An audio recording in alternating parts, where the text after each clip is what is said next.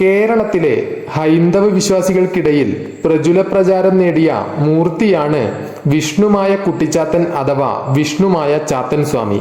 ശിവപാർവതിമാരുടെ പുത്രനായിട്ടാണ് പൊന്നുണ്ണി വിഷ്ണുമായ സ്വാമിയെ കണക്കാക്കുന്നത്. വിഷ്ണുമായ എന്ന മൂർത്തിയെ ആരാധിക്കുന്നവർക്ക് സകലമാന ഐശ്വര്യവും ശ്രേയസ്സും മൂർത്തി തന്നെ പ്രദാനം ചെയ്യുമെന്നത് വളരെ പ്രധാനപ്പെട്ട വിശ്വാസങ്ങളിലൊന്നാണ്. വിഷ്ണുമായ ചാത്തൻ ആര് എന്താവശ്യപ്പെട്ടാലും ചെയ്തു തരുന്നതായും ഉപാസനയുള്ളവർ വിളിച്ചാൽ അപ്പോൾ തന്നെ അവരിൽ വരുന്നതിനും തെളിവുകളുണ്ട്.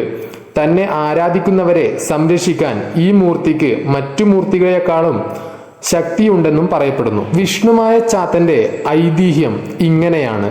പരമേശ്വരൻ വനത്തിൽ വേട്ടയാടാൻ പോയപ്പോൾ വനത്തിൽ നിന്ന് മധുരമായൊരു സ്ത്രീ ശബ്ദം കേൾക്കുകയുണ്ടായി. ശബ്ദത്തിന്റെ ഉടമയെ തേടിയപ്പോൾ കൂളിവാക എന്ന സുന്ദരിയായ സ്ത്രീയെ കാണുകയുണ്ടായി. അവളുടെ സൗന്ദര്യത്തിൽ ഭ്രമിച്ച് പരമശിവൻ വേൾച്ചയ്ക്ക് ആഗ്രഹിച്ചു. പരമശിവന്റെ ആഗ്രഹം മനസ്സിലായ കൂളിവാക ഭയപ്പെടുകയും അവളുടെ ഇഷ്ടദേവിയായ പാർവതിയെ പ്രാർത്ഥിക്കുകയും ചെയ്തു. കാര്യം മനസ്സിലാക്കിയ ശ്രീ പാർവതി അവളുടെ മുന്നിൽ പ്രത്യക്ഷമായി. ഭയപ്പെടേണ്ടെന്നും ഇത് അവളുടെ യോഗമാണെന്നും പറഞ്ഞു. അത്രവുമല്ല, കൂളിവാക മുജ്ജന്മത്തിൽ ശ്രീ പാർവതിയുടെ തോഴിയായിരുന്നുവെന്നും മുജ്ജന്മത്തിൽ കൂളിവാക ബാലഗണേശനെ ശ്രീപാർവതി അറിയാതെ മുലയൂട്ടുകയുണ്ടായെന്നും പറഞ്ഞു. ഇക്കാര്യമറിഞ്ഞ പാർവതി ദേവി കൂളിവാകയെ അടുത്ത ജന്മത്തിൽ ചണ്ടാലകുലത്തിൽ ജനിക്കുവാൻ ശപിക്കുകയുണ്ടായി. ശാപം കിട്ടിയ കൂളിവാക കരഞ്ഞുകൊണ്ട് ശ്രീപാർവതിയുടെ കാൽ പിടിച്ച് ക്ഷമ ചോദിച്ചു. കോപം മാറിയ ശ്രീപാർവതി കൂളിവാകയോട് ഇങ്ങനെ പറഞ്ഞു: അടുത്ത ജന്മത്തിൽ നിനക്ക് ശ്രീ പരമേശ്വരന്റെ പുത്രനെ മുലയൂട്ടി വളർത്താൻ ഭാഗ്യമുണ്ടാകും എന്ന് വരവും നൽകി. മുജ്ജന്മ കഥ പറഞ്ഞ ശേഷം കൂളിവാകയോട് വീട്ടിലേക്ക് ഭയം കൂടാതെ പോകാൻ പാർവതീദേവി ആജ്ഞാപിച്ചു. അതിനുശേഷം ശ്രീപാർവതി കൂളിവാകയുടെ വേഷം മാറി ശ്രീ പരമേശ്വരന്റെ അടുത്തേക്ക് പോവുകയും വേൾച്ചയിൽ ഏർപ്പെടുകയും ചെയ്തു. അതിൽ 400 കുട്ടികൾ ഉണ്ടാവുകയും ചെയ്തു. 400 കുട്ടികളിൽ മൂത്ത കുട്ടിയാണ് കരിങ്കുട്ടി. ഈ 400 ചാത്തന്മാരിൽ ഏറ്റവും ഇളയവനാണ് വിഷ്ണുമായ കുട്ടിച്ചാത്തൻ. സംരക്ഷണത്തിനായി വിഷ്ണുമായ ചാത്തന് പോത്തിനെയും കരിങ്കുട്ടി ചാത്തന് കാളയെയും കൊടുത്തു. ശ്രീപാർവതി ഈ 2 കുട്ടികളെയും കൂളിവാകയെ ഏൽപ്പിക്കുകയും ചെയ്തു. ചാത്തന്മാർ കൂളിവാകയുടെ സംരക്ഷണത്തിൽ വളർന്നു. ഇവർക്ക് പല അത്ഭുത ശക്തികളും ശിവനും പാർവതിയും നൽകുകയുണ്ടായി. ചാത്തന്മാർ പലതരത്തിലുള്ള സഹായങ്ങളും അത്ഭുതങ്ങളും കാട്ടി ആ ഗോത്രത്തിൽ കഴിഞ്ഞു വന്നു. 7-ാം വയസ്സിലെ ജന്മദിനാഘോഷത്തിൽ നാരദമുനി വരികയും ചാത്തനോട് അവന്റെ മാതാപിതാക്കൾ ആരാണെന്ന് പറയുകയും ചെയ്തു. അവരെ കൈലാസത്തിൽ പോയി കാണുവാൻ ഉപദേശിക്കുകയും ചെയ്തു. വിവരങ്ങൾ അറിഞ്ഞ ചാത്തൻ കൈലാസത്തിലെത്തി. അവിടെ ശിവന്റെ വാഹനമായ നന്ദികേശൻ ചാത്തനെ കവാടത്തിൽ വെച്ച് തടഞ്ഞു.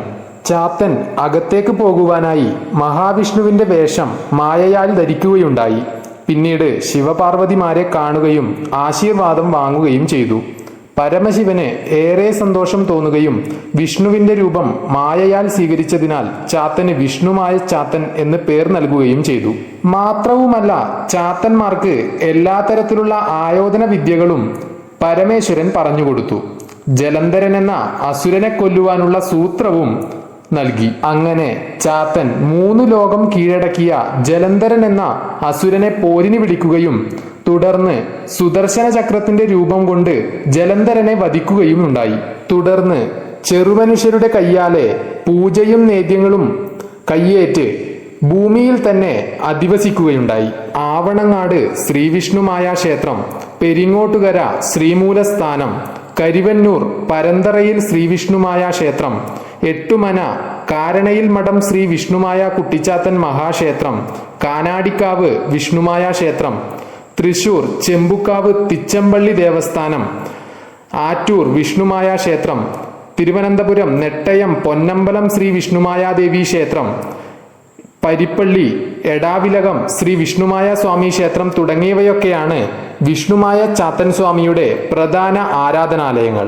വിളിച്ചു പ്രാർത്ഥിക്കുന്നവർക്ക് ക്ഷിപ്രപ്രസാദിയായ ഈ മൂർത്തി നിന്ദിക്കുന്നവർക്ക് കഠിനകരമായ തിരിച്ചടികൾ നൽകുന്ന ദേവൻ കൂടിയാണ്. വിഷ്ണുമായ ചാത്തൻ സ്വാമിയുടെ ഐതിഹ്യ കഥകൾ എല്ലാവർക്കും മനസ്സിലായി എന്ന് വിശ്വസിക്കുന്നു. നന്ദി, നമസ്കാരം.